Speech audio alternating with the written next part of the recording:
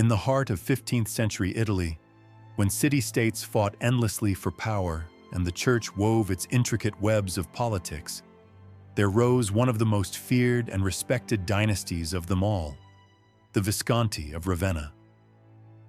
Their fortress, perched high on a hill overlooking the green stretches of Emilia, was more than stone and mortar. It was a monument wrapped in whispered legends.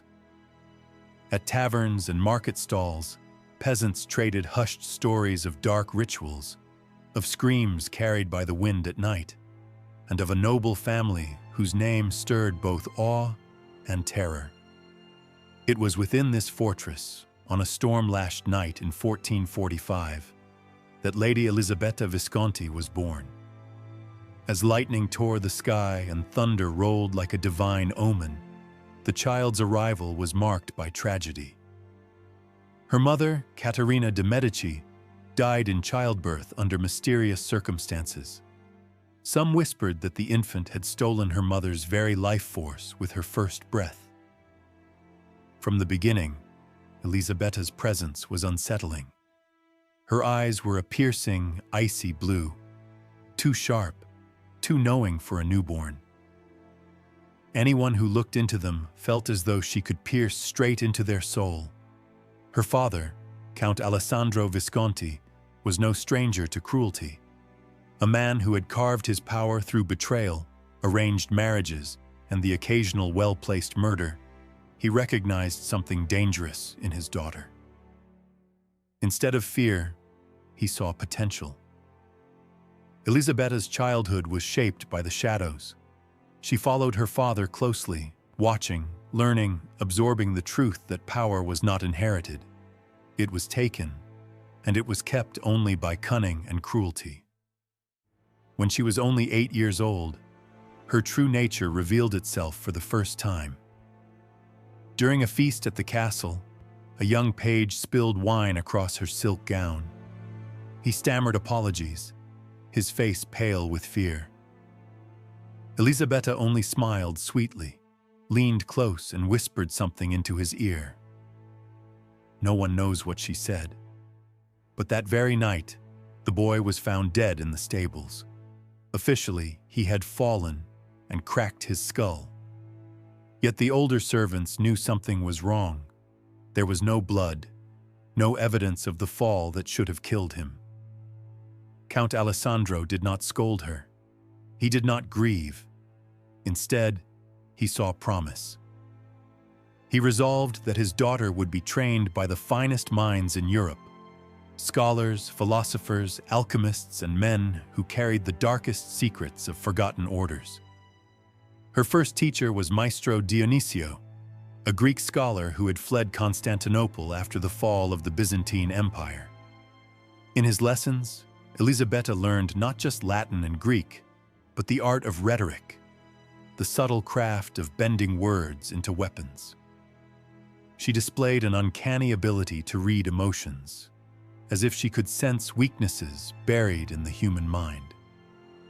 Her second mentor was Ibrahim al-Andalusi, a wandering Moorish alchemist who had traveled through Africa and Asia collecting knowledge of poisons and potions.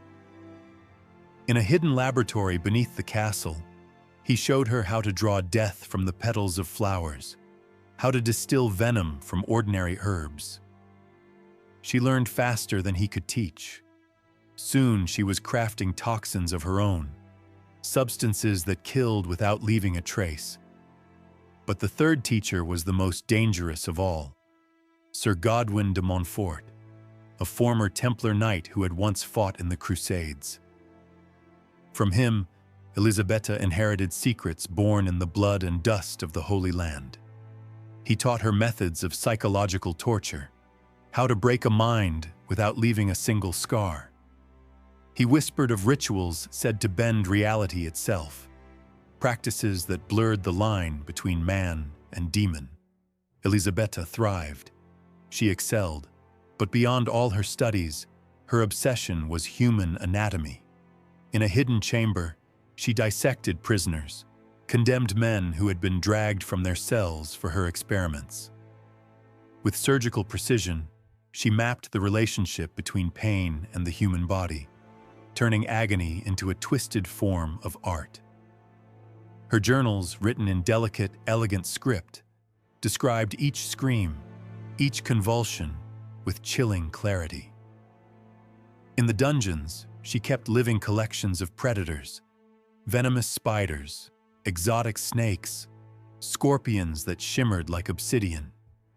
She studied how they stalked, how they killed. She even trained a raven named Malabolja, a clever bird that carried her messages and spied on conversations. By the time she was 12, Elisabetta had moved beyond experimentation. During the festival of San Lorenzo, she devised what she called the game of final judgment. She lured the children of visiting nobles into a midnight treasure hunt through the castle's hidden corridors. One by one, they vanished into secret tunnels. By dawn, they were found alive but shattered, their minds hollowed out. They sat blank-eyed, whispering in strange tongues, their personalities erased as though their souls had been stolen. None of them ever recovered. 2 years later, Elisabetta turned her gaze toward the suitors her father arranged. At 14, she had already orchestrated the deaths of 5 young men deemed unworthy. The first, Giuliano de' Medici, cousin to the famous Lorenzo, died during a banquet. Elisabetta had laced the wax of the candles with poison. When the flames melted the wax, Giuliano inhaled the deadly fumes, his seat chosen precisely where she knew the draft would carry the toxin. The second, Marco Gonzaga of Mantua, vanished on a hunting trip. His body was later discovered wedged high in an ancient oak tree, his corpse strangely untouched by wounds, but marked with bites from unknown creatures. Around the tree, investigators found prints that belonged to no animal known in Italy. The third, Paolo Farnese of Rome, fell from the castle walls one moonless night. Witnesses swore they saw a female figure lean close, whisper into his ear, and moments later, he plunged to his death. His corpse was posed unnervingly, arranged like a living replica of Michelangelo's Pietà. The fourth suitor, Antonello Aragona, a young Sicilian count, was found in his bed with a peaceful smile on his lips. But his hair had turned pure white overnight. His eyes transformed into the same icy blue as Elisabetta's. Beside him lay a mirror of obsidian, reflecting scenes of torture and death that shifted with each glance. The fifth, Ludovico Sforza, brother of the future Duke of Milan, was more cautious. He had heard the rumors and tried to escape. But by morning he was found dead in the stables, his face frozen in sheer terror. In his journal, the last words etched in trembling ink read, "She is in the shadows.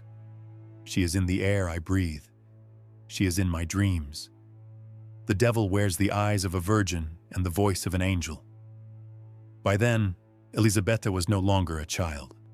She was a predator in human form, and Italy itself was becoming her hunting ground. By 1463, Elisabetta had reached the age of 18.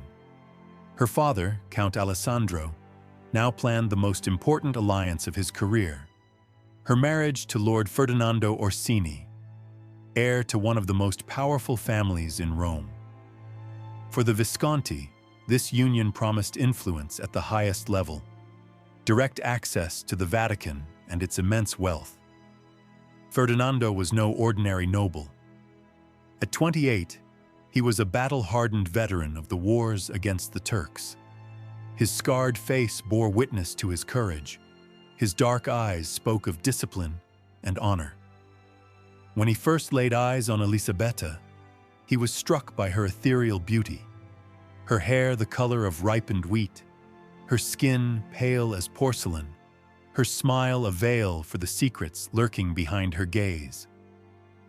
The wedding was a spectacle of unmatched grandeur. Nobles from every corner of Italy flocked to witness what seemed to be the union of the century.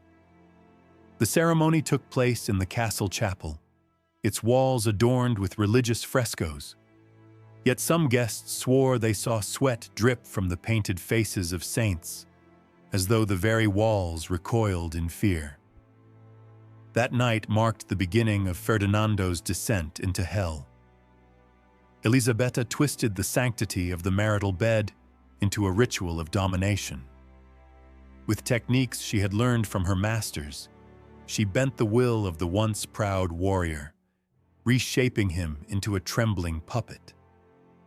In the months that followed, she secured control not only over her husband, but over the entire estate. She founded what she chillingly named the Tribunal of Whispers, a secret court where even the smallest offense was punished with merciless creativity. The tribunal met in the crypt beneath the castle, bathed in the dim glow of black candles that released a choking, hallucinogenic smoke. Seated on a throne of obsidian crafted by her father's order, Elisabetta wore a silver mask that distorted her voice into something otherworldly.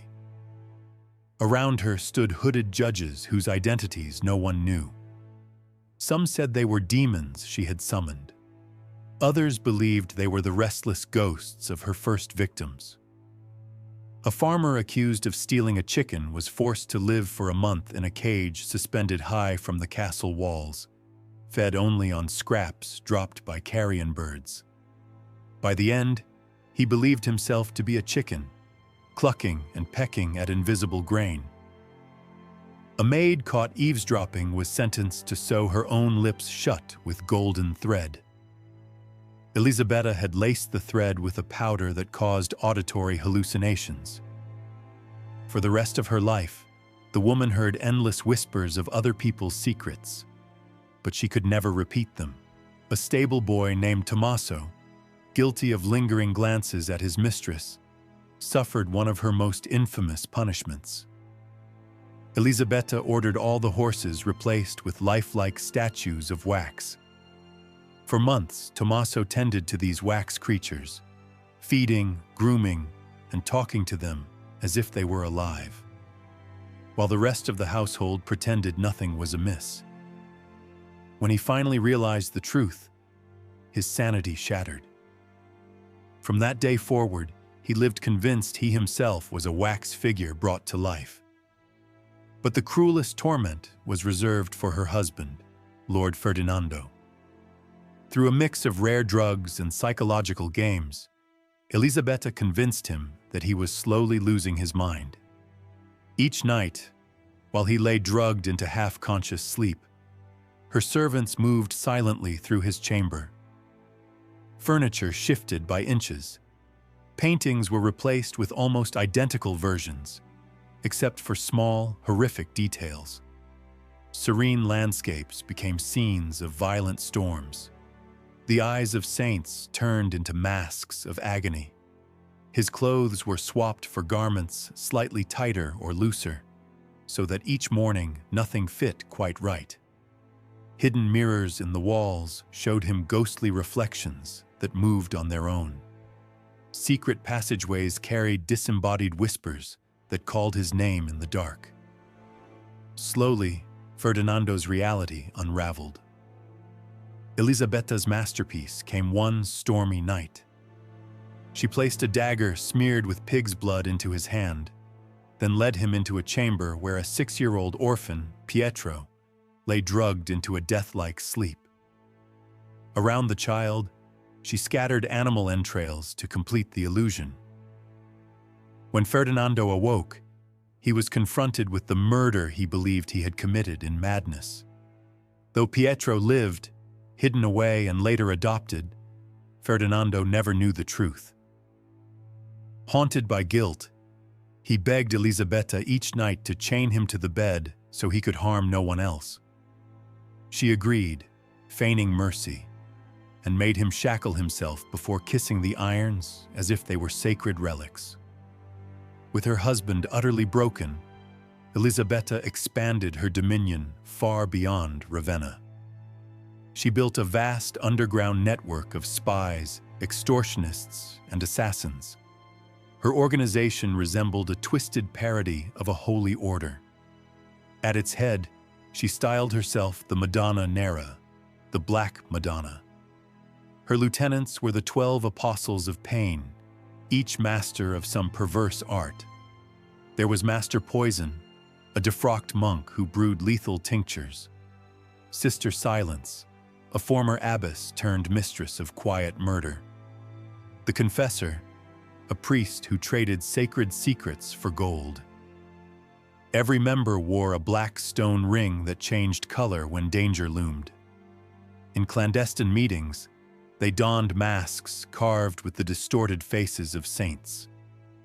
Their councils convened in abandoned crypts, ruined pagan temples, or desecrated chapels, always where the boundary between sacred and profane had been shattered. Their reach was vast. A cardinal in Bologna who dared oppose her was blackmailed when Elisabetta revealed his secret affair with a merchant's wife. To ensure his obedience, she imprisoned the woman in her castle tower, forcing him to visit her monthly, watching her sink deeper into despair. When the Doge of Venice refused to grant her trade privileges, she sent him an heirloom belonging to his dead daughter, an ornate ring. Though the girl had been poisoned long ago, Elisabetta claimed she was in a state of suspended death, her return dependent on the Doge's compliance. In truth, the girl was gone, but his desperation enslaved him to her will. Her boldest move came in Florence against the mighty Medici. She raised a girl named Violante as her own, teaching her both seduction and subtle poison. By the time she was grown, Violante had become the secret mistress of Piero de' Medici, son of Cosimo the Elder. For 2 years, she slowly poisoned him, dosing him with a substance that caused religious visions and mystical hallucinations. Piero became convinced he was chosen by God, his decisions guided by divine prophecy. In reality, every revelation was a performance orchestrated by Elisabetta. Drugs, whispered chants, shadowy apparitions appearing at the perfect moment. Through this manipulation, Elisabetta siphoned vast Medici wealth into phantom investments, fake trading companies, ghost banks, even fictional cities that existed only on forged maps. Florence's gold became the lifeblood of her criminal empire. Her strategy was elegant in its cruelty. Enemies did not simply die. They were remade into unwilling allies, bound forever by terror and shame. Those who resisted too long vanished, their ends disguised as accidents or divine punishment. One such victim was Federico da Montefeltro, the famed condottiero of Urbino. Known for his integrity, he refused Elisabetta's offers. For a year, she orchestrated the deaths of his guards, replacing them one by one with her agents. When at last Federico realized he was surrounded, it was too late. Captured alive, he was shown his wife and children, actors in disguise, and told their freedom depended on his surrender. Believing the lie, he submitted, only to learn the truth later. Driven insane, he was kept alive as a broken trophy, displayed at feasts as a living warning. By now, Elisabetta's reputation reached even Rome. It was said that Pope Sixtus himself trembled at the mere mention of her name.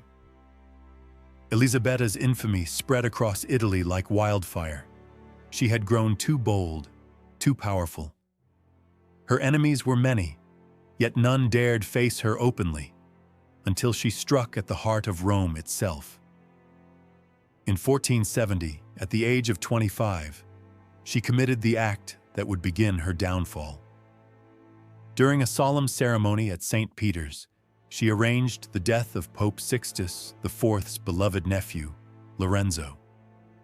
The young man collapsed suddenly, the victim of a rare poison Elisabetta had created to mimic the symptoms of apoplexy. To most, it looked like a tragic but natural death. To the Pope, it smelled of murder. An investigation was ordered, quiet, relentless, guided by the Inquisition's sharpest minds. Even as suspicion grew, Elisabetta planned one final betrayal. Tired of her broken husband, she decided to rid herself of him. On October 15, 1470, she served Ferdinando his favorite dish, roast pheasant drenched in herb sauce, laced with her most perfected poison. But something in her smile unsettled him. Though years of torment had crushed his spirit, his instincts as a warrior had not completely died. Pretending to eat, he slipped the meat into his sleeve and later fled the castle under cover of night. By dawn, he stood before the Pope, confessing everything.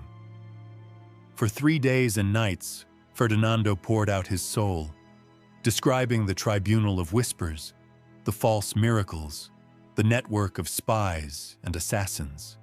He named names. He wept as he revealed the twisted humiliations his wife had inflicted upon him. The court was horrified. The Pope convened a secret council and sent the papal army to Ravenna to seize the Black Madonna. 2,000 soldiers marched under the banner of the church. Their commander was Giovanni, the famed captain known as Dal Bandinere. But what awaited them at the Visconti fortress was not a battle. It was a nightmare. The air was unnervingly still. No birds, no insects, no wind. The guards stood at their posts along the walls, dead, their bodies mummified, frozen in the act of vigilance. Inside the courtyard lay hundreds of corpses arranged in perfect geometric patterns, spirals, circles, symbols resembling constellations. Every face was locked in a mask of terror, eyes wide as though they had glimpsed horrors beyond human comprehension. In Count Alessandro's chamber, investigators discovered a scene so grotesque it was compared to Dante's Inferno. He was strapped to a torture device of Elisabetta's own design, an invention that prolonged agony without granting the release of death. Next to his body were scrolls in her elegant hand, documenting every cry, every convulsion, every shred of his sanity unraveled across 12 days. In the castle's deepest cells, they uncovered her Museum of Lost Souls, a collection of trinkets stolen from victims. Rings, locks of hair, teeth, fragments of bone, each labeled with meticulous notes. Most disturbing of all were the obsidian mirrors. They did not reflect the onlooker's face, but shifting visions of torture and death, as though the glass itself was haunted. Behind the library, the Inquisition found her diaries, 20 volumes bound in human skin, chronicling every crime she had committed since childhood. The details were so precise, so vile, that the Pope ordered them sealed forever within the Vatican archives. But Elisabetta herself was gone. The hunt stretched across Europe. Her 12 apostles of pain were captured one by one, but none spoke. Some bit down on poison hidden in their teeth. Others died raving mad, muttering curses. A few seemed to die of sheer terror. Rumors swirled. Some claimed she had fled to France disguised as a pilgrim. Others whispered she was hidden in a German convent. Sailors told tales of her boarding a Venetian vessel bound for the east. The truth was darker. Elisabetta had descended into Rome's ancient catacombs. There, among forgotten tunnels and abandoned crypts, she built a hidden palace of horror lit by candles made from human fat. For 3 years, she lived as a phantom beneath the eternal city, striking down inquisitors and informants who had betrayed her. Her murders during this time were not simple killings, but theatrical masterpieces. One inquisitor was found hanging in his cell, though marks on his body revealed hours of torture. A merchant informant was discovered crucified in a grotesque imitation of Christ. Each death sent shivers through Rome. But Elisabetta was no longer the radiant beauty she once was. Her golden hair had grayed, her flawless skin had cracked, her sapphire eyes had dulled. Years of hiding, years of blood, had withered her body and soul. On Christmas Eve, 1474, Elisabetta staged her final act of defiance. Cloaked as a nun, she crept into the Sistine Chapel during midnight mass. As Pope Sixtus raised the consecrated host, she leapt from the shadows with a dagger tipped in venom. Her hand, once steady as stone, trembled. The blade missed its mark, striking the marble altar. Swiss guards rushed her, and before she could be captured, she swallowed a vial of her deadliest poison. Dragged to the Vatican's dungeons, she suffered in agony for days. Yet witnesses swore that until her last breath, Elisabetta smiled, a smile that had haunted Italy for 3 decades. She died on January 6, 1475, at just 30 years old. Her body was burned in secret, her ashes scattered into the Tiber. The Visconti name was declared extinct, their lands confiscated, their fortress razed and salted so that nothing would grow there again. But her legend did not die. Peasants whispered that her ghost wandered the hills of Emilia-Romagna, laughing in the night wind. Some claimed she left behind hidden disciples, spreading her teachings in the shadows. Her husband, Ferdinando Orsini, retreated into a monastery, living out his days in prayer and penance. But the monks reported that even in old age, he woke screaming in the dark, crying out her name. The story of Lady Elisabetta Visconti became one of the darkest chapters in Italy's history. She was remembered not as a woman, but as a symbol, proof of what humanity becomes when stripped of compassion and morality. Even now, when storms sweep across the countryside, the old say you can hear her crystalline laughter echoing on the wind, a chilling reminder that evil, once unleashed, never truly dies.